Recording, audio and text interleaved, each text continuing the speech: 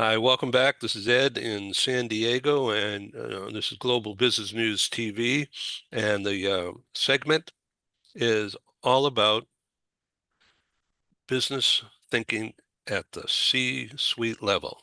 Our very special guest today is an impressive guy, and here is Ron Cooper, and he's in the Cooper culture today. Welcome. Ed, thank you. It's always good to be with you, your viewers, your listeners. And we're all about culture, and culture is a matter of whatever the company looks like, the home, and so forth. Just very briefly, I'm a believer, and those within our sphere of influence believe that there's a continuum between home and work. When things are going well at home, there's a pretty good chance you'll arrive at least in a pretty good situation at work. If things are going well at work, there's a pretty good chance you'll arrive home maybe tired, but at least not in a grumpy mood. And so it's a net context where I say there is a continuum between home and work. And it's a matter of us choosing, my opinion, to work with other people. And what I want to talk about today is, Ed, is those topics that some of us use the term keep the main thing the main thing. But what really is important in of all the topics that are available to us, which of those topics are divisive, and which, even though we don't endorse a particular topic or viewpoint, can we still live with each other peacefully, or is it going to be something divisive? But these are some of the topics I want to discuss, Ed. And quite honestly, I believe it's a matter of our choice. And through this, what I want to talk about today, just very briefly, hopefully I stimulate your thinking, not just you, Ed, but your viewers, listeners. And maybe through stimulating thinking, we'll have a call to action that if there's some divisiveness in the home, the workplace, let's call maybe a brief time out and see if we can work through whatever it is that may be causing any amount of divisiveness. So I just want to interject that this show is not political. I happen to love the colors of the flag and what it means and the purest sense of the word. And Ron Cooper does, of course, too, and we'll get into that momentarily. But I just want to also say that uh, at this age, at this point in my life, uh, more than ever, I'm feeling the impact of belief in uh, home, faith, the nation, and family. Got to be connected. If there's something missing, it needs attention because it will, in fact, impact and infect everything else. You think that too, I'm guessing. I'm I'm right there, Ed. That yes, I mean, what is important enough that can be divisive between us, and but what are some of those? And I'm almost always talking about what are the very fundamental principles that are our core beliefs, what I will address today are some of those core values.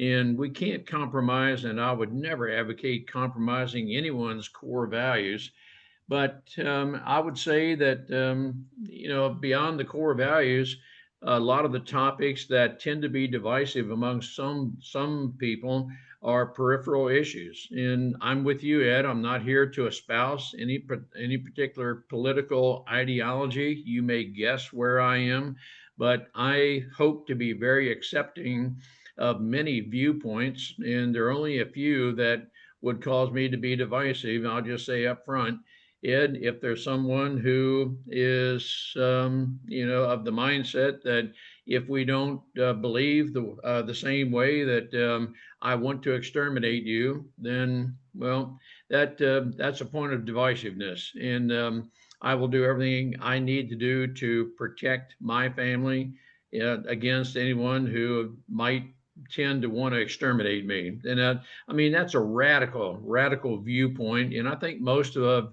your listeners, your viewers know right away that we're in the right neighborhood, wrong neighborhood with the people with whom we want to be associated. So the likelihood that we're going to be close friends with someone who might want to fire bomb my house is that's a radical extraneous view. So I think we know just by the way people dress, the way they talk, that yep, you're definitely not my kind. And but then beyond that, if we're as long as we don't have those radical views, hey, we can at least socialize with each other to some degree.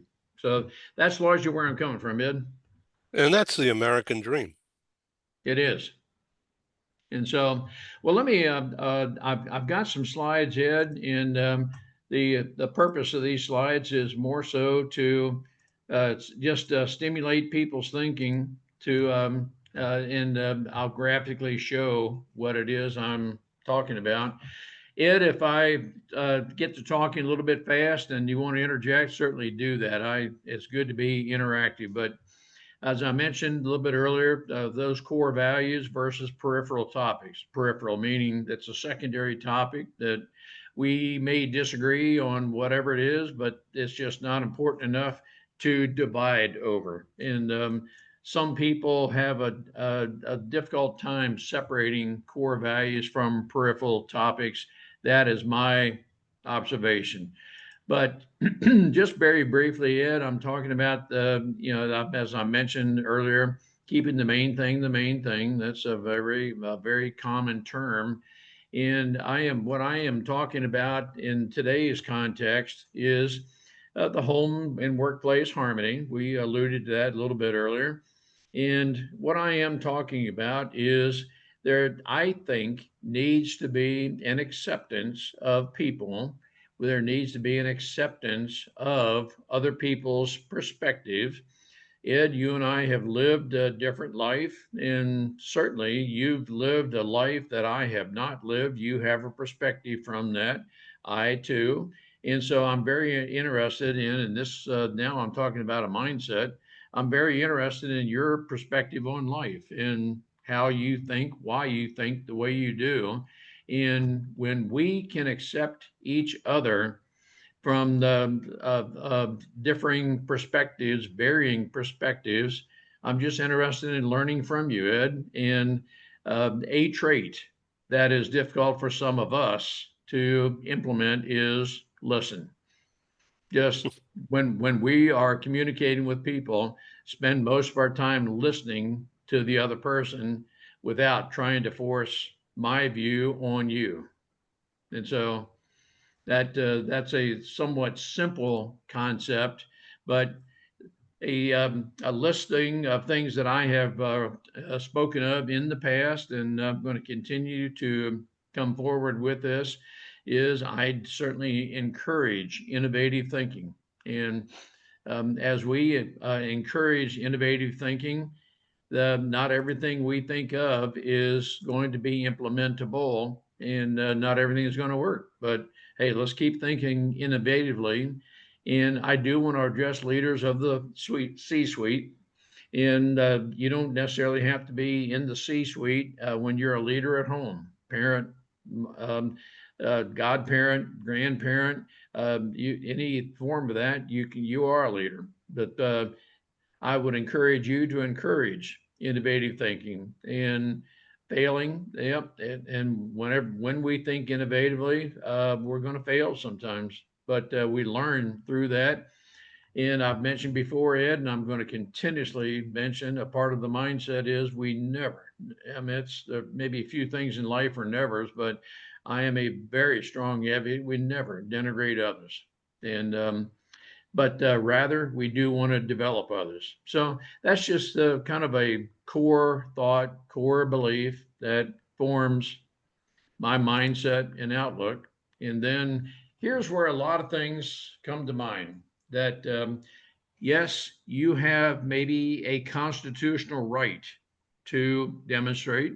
You have the constitutional right to free speech and so forth. And I think, and I'm certainly not going to purport myself to be a constitutional scholar. I'm not doing that at all. But you do have the constitutional right to, let's say, peacefully protest. Now, that may or may not be something I would do. And whatever it is you're peacefully protesting to advocate, I may or may not advocate the same thing. But here's where I'm coming from, Ed, and this is a very top level. I can't, and it's not my intent ever as a corporate leader and as I speak to various groups, it's never my point to abridge your constitutional rights. However, if what you are stating, if what you are representing is contrary to my company values, then I would want to talk with you. And you certainly, again, I'm going to always say you have the constitutional right to do what you want to do. But if what you're doing violates our company values, then people who associate the person who is demonstrating, if you're particularly if you're wearing a shirt that represents my company, people know with certainty through your shirt, coat, whatever, my company, or they just know that you're one of my employees. That if what you're doing is denigrating other people and to that extent that you're violating their fundamental principles, then I will talk with you. And my company may not be the best place for you, but I will have a discussion with you, and we're going to discuss this peacefully. But beyond that, Ed, I know there's some people who espouse we will never discuss politics and religion. We'll never discuss social topics and so forth. I am the kind of person I do discuss politics and religion, social topics, and I'm not the kind of person who wants to divide over it, but I'm very interested, Ed, in your thoughts. I'm very interested in the perspective of those within my circle of influence, within my employment. But I do believe that wherever we may disagree, we can do that agreeably if we're willing to talk about it. And I will tell you, Ed, that is a culture I always try to create in my home, my company, that let's discuss whatever it is that is on our mind. And I'm a believer, and one of those fundamental principles, we can overcome any differences we have if we're able to talk about it. And so I am not going to be one that will denigrate you. And as I mentioned earlier, I want to listen to what your viewpoint is. But some of these taboo topics that are taboo for some people, for me, are not taboo. I will say let's do talk about it, and I'm not talking about it's an everyday topic. I'm one of those kind of people. I won't shy away from it when it's appropriate to discuss different things because I'm interested in your worldview. It's really interesting to learn about this to uh, and I want to say that I'm very, very comfortable with you. No, thank you, Ed. And I'm very comfortable with you. And anyone who, even if you, and I will tell you, Marty and I, have friends who are very disparate in ideology, in different topics. But I do take the time to discuss these topics with them because I want to know how they think, why they think the way they do, and I'm not in a position to say they're wrong. It's just that, okay, I'm the kind of person I want to discuss facts, not emotion. And as we're able to discuss facts, you and I might process facts differently or to a different conclusion.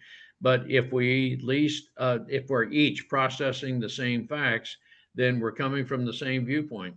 And so if you process them a little differently than I do, again, Ed, I'm very interested in why you process a set of facts one way and I process them another way, after which we'll go to lunch, we'll have supper, we're still going to socialize. That's always, always, always my viewpoint.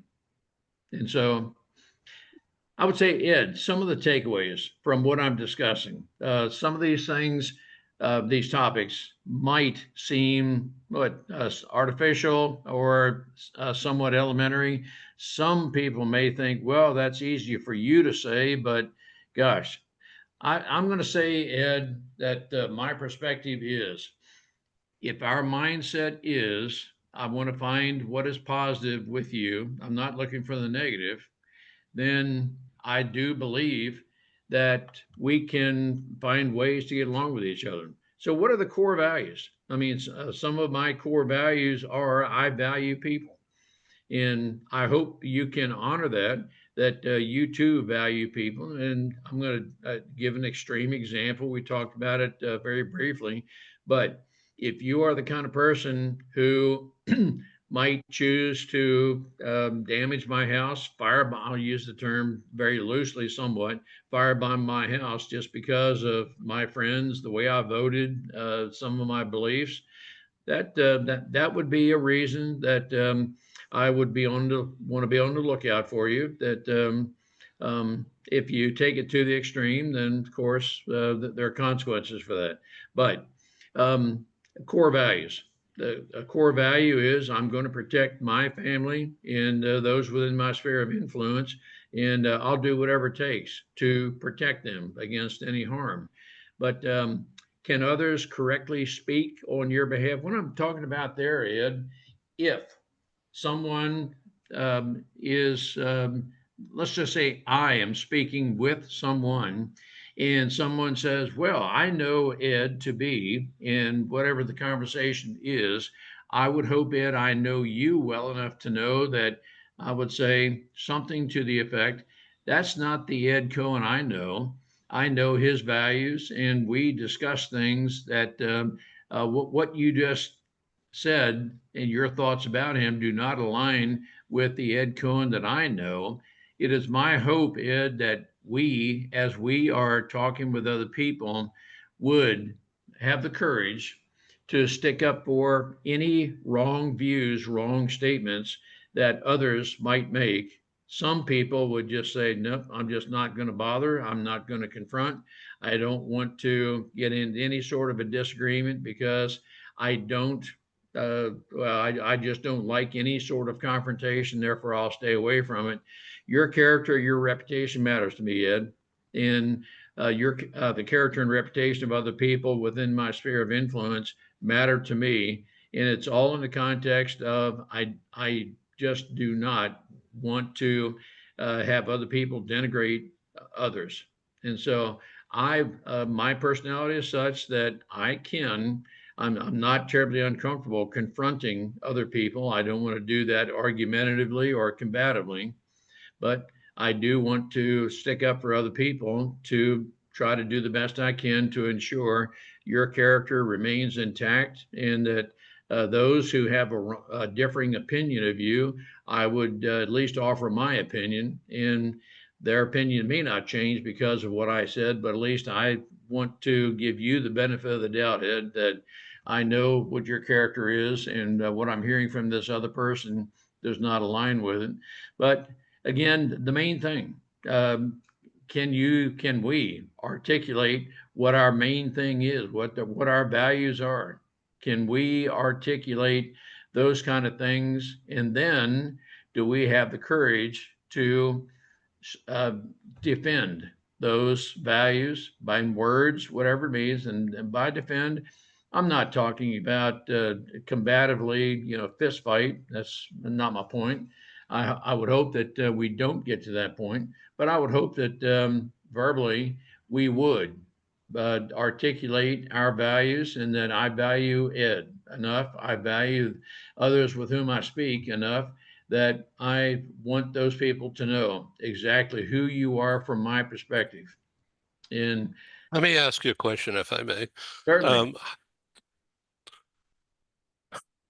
did you grow up with this strength of, I'm not talking about when you're like 10 years old or even 20 or even 30, but did were there makings of this strength that you're exhibiting here with these expressions and words?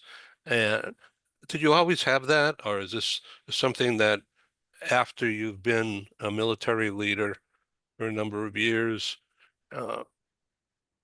and building teams for not only learning but survival in combat situations.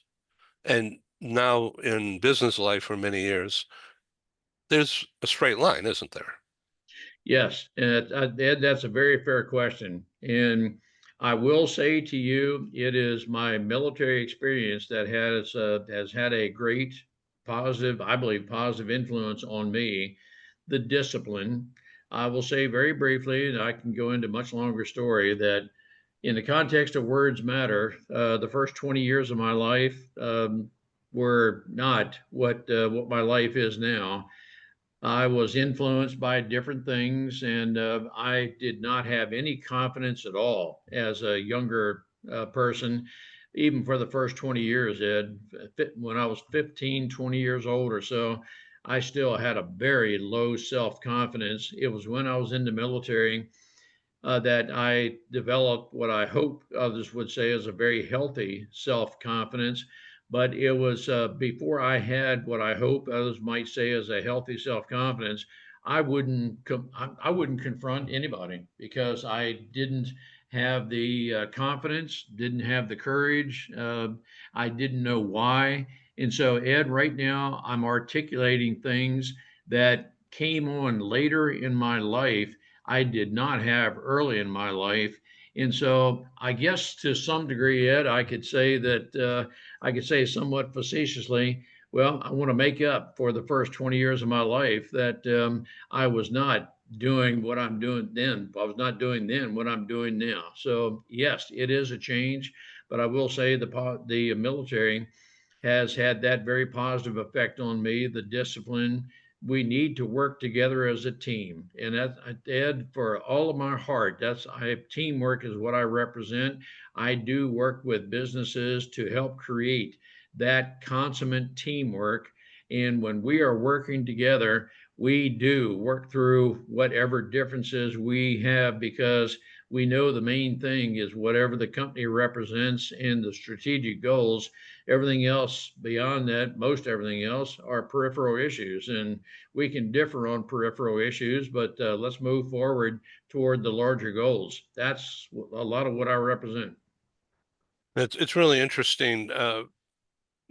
As I've mentioned to you in the past, my military experiences during Vietnam Army Reserve Medical Corps, um, that experience over the years of participation, over the years of practice, uh, that changed my life. That I grew up during that time uh, much more definitively um, than prior. And prior to that, I was a kid in college, you know. Right. So I was editor of the college paper. I was the disc jockey on the college radio station. I was on the dean's list, aced most of the classes that I were in, not all for sure, but and social psychology was 100% level. Um, I just love that stuff, and uh, I think I'm practicing that today, doing the TV talk shows, and uh, and I learned that by being in the medical corps and having instructors from Harvard Medical School, frankly, and the people around them that also taught me what to do to support the surgeons. And then when I was in hospital duty, uh, or even on summer camp sometime, out taking care of the soldiers who were not in the medical corps, but doing bivouacking and military marching and games, taking care of people, helping people who are taking care or worried about the people who are in medical care year after year. And some of the operations I witnessed and some of uh, failed death in the operating room. Sometimes in little kids and sometimes adults. It Ed, just I changed my appreciate. life, you know? Yeah, and Ed, I will tell anybody, I think we in the military are different, and I take that to mean a very positive way. I think there is a disciplined mindset in the military that some people don't have, but they know they want. And so I think it's a matter of us discerning, not certainly not judging, not labeling, but if you don't have the discipline in your family, your workplace, that without me judging or labeling anything like that, I can help you discern that. But Ed, I do believe as you were serving in the military, I have for 22 years, there is a discipline in the military that we have, and that's what we can practice. And as I make this statement, as I talk with, work with different people, businesses, it's not my purpose to create a militaristic attitude kind of thing, but I do believe that one of the core values that we can build on in a very positive way is discipline. And so, as we are disciplined, we can focus. And as we focus on what our core values are, we can differentiate those things that are peripheral values, peripheral topics, and we can move toward those main things. That's a lot of what I'm about, Ed, and I sense you're the same way. Wow, that's great. So now how do you teach that in a business consulting framework? And I can do that, Ed, in the context of workshops. I can do it as a seminar, webinar. My preference is to be in person, but it sometimes may take a half day to really inculcate or let's say execute the principles about which I'm talking.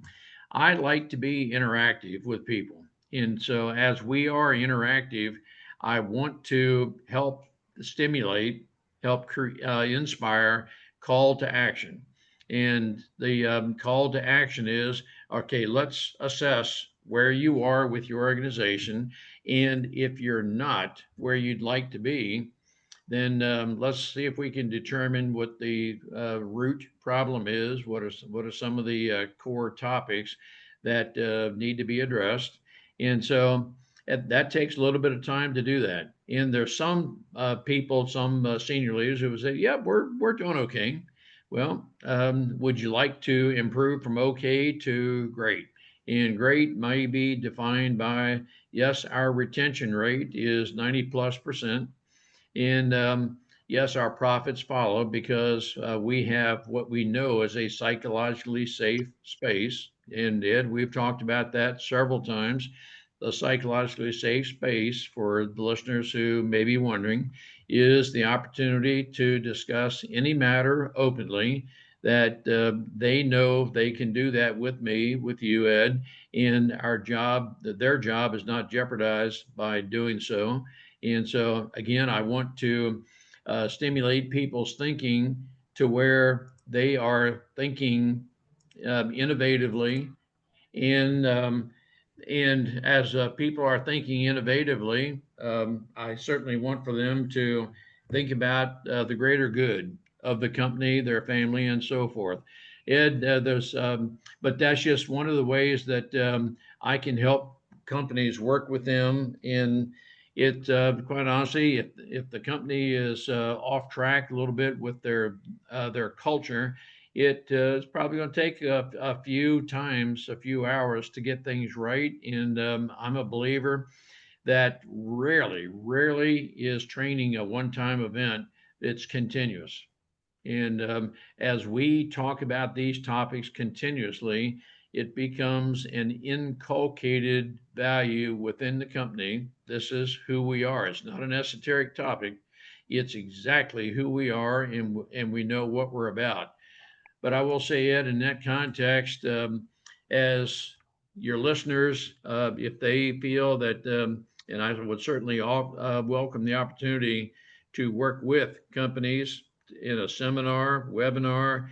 It could be an all day, half day event, whatever we believe best serves a company.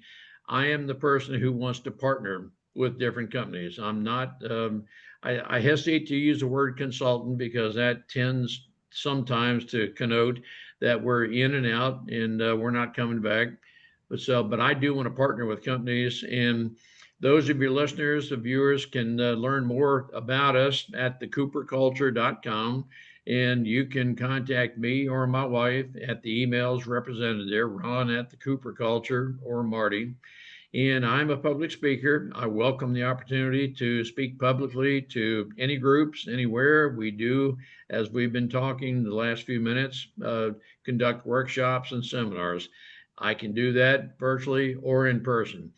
Ed, whatever works best for your listeners, your companies, those who are viewing, and they know that, well, we certainly can get better, but I don't know exactly what it is that we is the core problem to get us better. I can work with that company, and I have a proprietary method where I can help that company determine exactly where the problem exists, and I will determine, help them with the problem resolution to work through whatever challenge they have to get to where they want to be. It sounds to me that when your system works, the client company can have a track to become, if not already doing this, they're on a track to become a best place to work Oh, because of you're the right there, Ed. psychological safety factor that the employees come to learn, not to work. Ed, you and I know very well people stay with or leave companies because of people. And when the culture is right, and we're going back to the opening statement that when things are going right at home, when things are right at work, that's a continuum. And people know that, well, even if company X down the street can pay me a little bit more, but the culture is not what I want it to be, a person, and I'm not advocating paying someone less, but obviously the numbers have to work out. You have to be in a financial balance. People will stay with me even if I can't pay them what a company down the street can pay, because the culture is very accepting and it's very right. People say, and I'll tell you what, I just need to feel fulfilled when I'm at home, at work, and the leaders here actually care. And so that's a big, big term with me, Ed. When I project, when I can help other leaders to project compassionately, even though I speak very resolutely, and sometimes people have said I have a command voice, I want to be very compassionate with other people. That's a much larger topic, Ed, but that's a lot of what we're about. So the ROI, return on investment of your clients, the the client ROI of utilizing your service, your culture, the Cooper culture, to augment what they're already doing. That's sounds like a goal. Yes, and I will say, Ed, that when your culture is very attractive, you will attract and retain quality people. I know statistically it's going to cost a minimum $65,000 to replace somebody on your staff. Acquisition cost and loss of productivity and so forth. So as you are able to increase your retention, you are naturally saving money. And so when the people and processes are in place, the profits logically follow. And I'm not trying to play on words, but those are three P's that I know factually will follow. Three P's are what? The three P's are when the people in the processes are right. That is, I have a good culture, the profits will follow. So the P in people, the P in processes, and the P in profits, call that a P3. People, when the people and processes are in place, the profits will largely follow. And when our priorities and thought processes are in that order, and certainly we have to have a positive cash flow. I'm not saying pay lesser attention to. I'm just telling you, when the people and process are in place, the profits will largely follow. Thank you very much for this. It's making a great TV show. And I Thank you, wish you Ed. well, and I'm on your team. Uh, That's all good. That's as we uh, as we have the opportunity to work with other companies, and yes, everything I can promise you will turn out to have a very positive benefit. Thank you all for being on Global Business News TV today, and Ron Cooper and the Cooper Culture. Thank you, sir. Thank you, Ed. Thank you.